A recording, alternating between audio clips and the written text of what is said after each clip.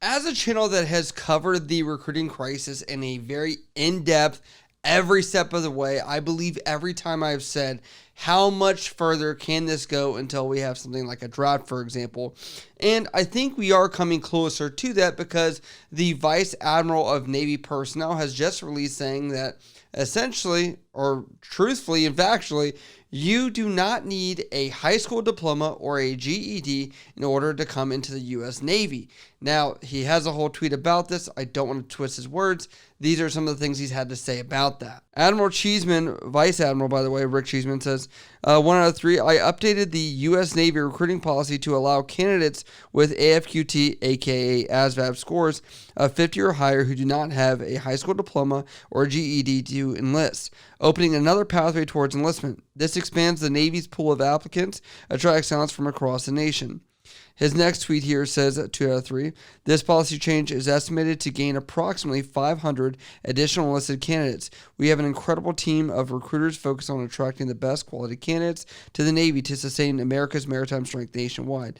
And 3 out of 3, his final tweet says, we have previously turned away future sailors with qualifying AFQT or ASVAB scores because they didn't have a high school diploma or GED. Everyone qualified to serve deserves a chance to serve. Now, what is quite interesting for me on this is we're talking about the U.S. Navy, where many people would say, isn't that one of the easier branches that would have an easier time to meet their mission to recruit people? For example, the Air Force and Navy are seen as possibly some of these safer branches, and I hate using that word. And a lot of you would laugh at that as well because there's so much diversity of the military, especially the Navy, as you have corpsmen and things like that that can go to combat or people that are on ships, and those jobs do vary. But there is more context from officials that have come out to clarify what Vice Admiral Cheeseman has had to say here. According to Navy Times, it says federal law allows the military to recruit such applicants, and the Navy last allowed those without a diploma to enlist in 2000, according to CNP officials. To date, the Navy is the only military branch currently seeking to recruit those without a high school diploma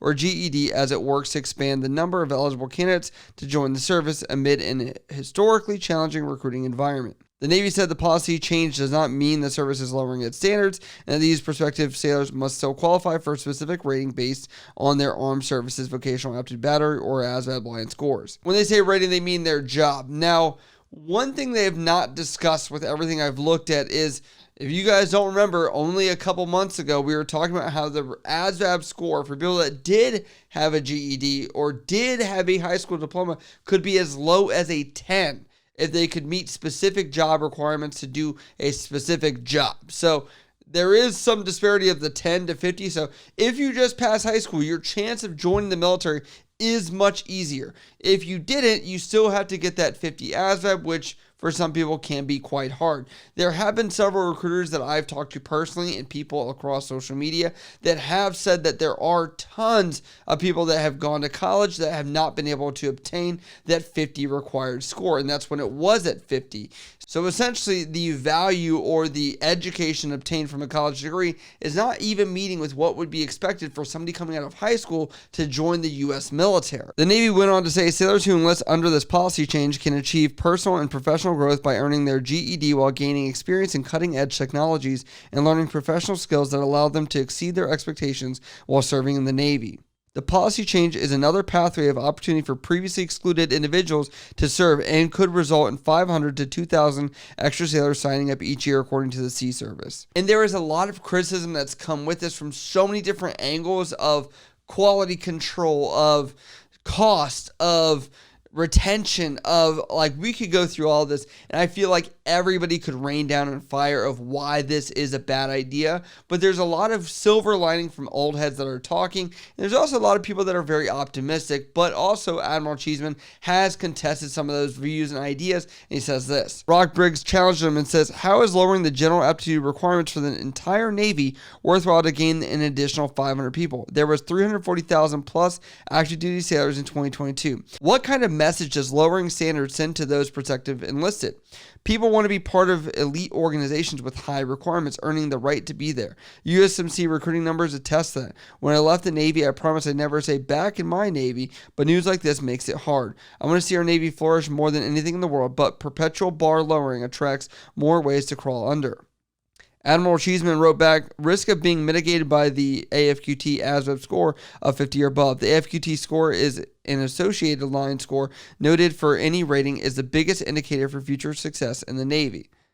And to give some of that silver lining, because history does repeat itself, I do believe that to be the case. There are some retired people that have made higher ranks that have actually been able to talk about their success stories from this. I feel like it is appropriate to share that if we're going to discuss this as a 360-degree entirety. Gregory Warman wrote, I came in as a non-high school graduate in 1999. No GED either. Retired 24 years, 8 months later as a senior chief with a bachelor's. I dropped out of high school and was going nowhere fast. I did have to receive my GED within my first enlistment in order to re-enlist.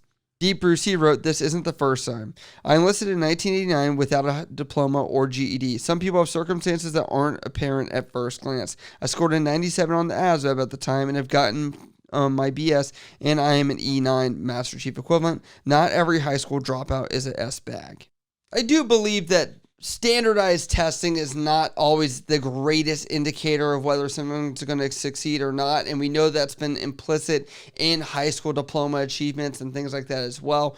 There is grit, hard work, determination. You know, as somebody myself, I graduated with a 2.0 GPA, graduated with my master's with a 3.7. That's not a brag. That's me just saying, like, I was able to twist my perspective, apply myself, use the skills the Navy gave me in order to actually achieve more, because it opened a door and showed me what I could achieve if I were to succeed.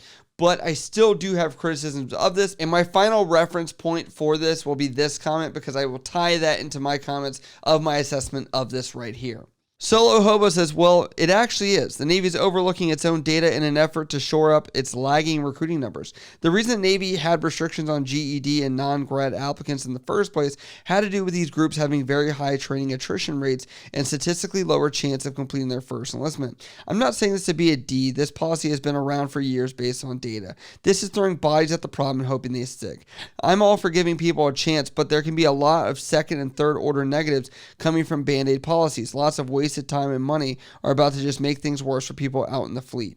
Drafts and lowering standards leads to people entering, not all people in this group, that shouldn't be in, and we all hear about it on here, and bad people staying and promoting because good sailors leave. This will be a source of that problem in a couple years, and even before lowers our standards, we have exactly been killing it when it comes to senior leadership. This might help in the immediate, but it's going to create a long-term talent problem and tie up resources and time that likely will make things worse in the long term. You know, I have seen over the years in my own belief, or maybe I'm just getting more tired of it, that the bar has slowly gone down in my experience. That's just my anecdotal thing, okay? However, I will do whatever I can if somebody comes to my doorstep to try and bring them up, and I understand that there is willpower if I see that, and that is the charge of leadership to be able to do that and recognize people that are actually trying. It does appear, according to the numbers, that they've missed by about 7,000 people that they are looking to join. They were expecting about 37,000, but 30,000 came in. So the 2,000 max that they're expecting from the non-GED, non-high school diploma is going to be quite minimal to chip at that bucket and to try and get those numbers and meet their goals. I would say this is scraping the bucket, if anything. But the real issue here that nobody wants to talk about, and for some reason nobody wants to talk to Congress about it and say, this is the true issue, is because of Genesis. This is a medical system which has flagged people for prior issues, ADHD, broken bones, whatever else, which is great. You as a taxpayer is like, that's what they should have been doing. However, throughout the years, all the healthcare system was not talking to one another, and essentially you could slip through the cracks and just lie. When you enter the service and you say you have a clean bill of health and you leave, you get a final physical with the physician that says, my knees hurt, my back hurts, my X, Y, and Z, and then that leads you to being in part of the Veteran Affairs disability system, which means the government will have to pay you and compensate for those things that are out there, and that is very pricey and very expensive. And I would say, go figure, people are expensive. This is what it costs. Manpower and putting money back into the people is going to be the biggest thing. But still, we look at this as how many planes, how many ships, how many X, Y, or Zs that we need to buy that are operational requirements that could be used for that versus having it towards healthcare and towards these people. But that is how I've broken this down. I'd love to see what you guys think about these changes of recruiting, because we have gone up to $75,000 in bonus. We have lowered the standards as far as the testing requirements go. We've lowered the GED and high school stuff going on. I mean, there's just so many things that are happening. I'm like, I hope there's not a draft at one point, because that would make the job much harder for people that are already in, because it's hard to get people to want to learn something if they're being forced to do it. But as always, if you guys like what I cover here on the channel, leave a comment down below talking about what do you think about this recruiting, because that's where the dialogue continues. But as always, if you like what I cover here on the channel, hit me over on Snapchat, Instagram, TikTok, all the other stuff. I'd appreciate it. I can't say it today. I don't know what's going on with my brain, but I love you guys. See you next time.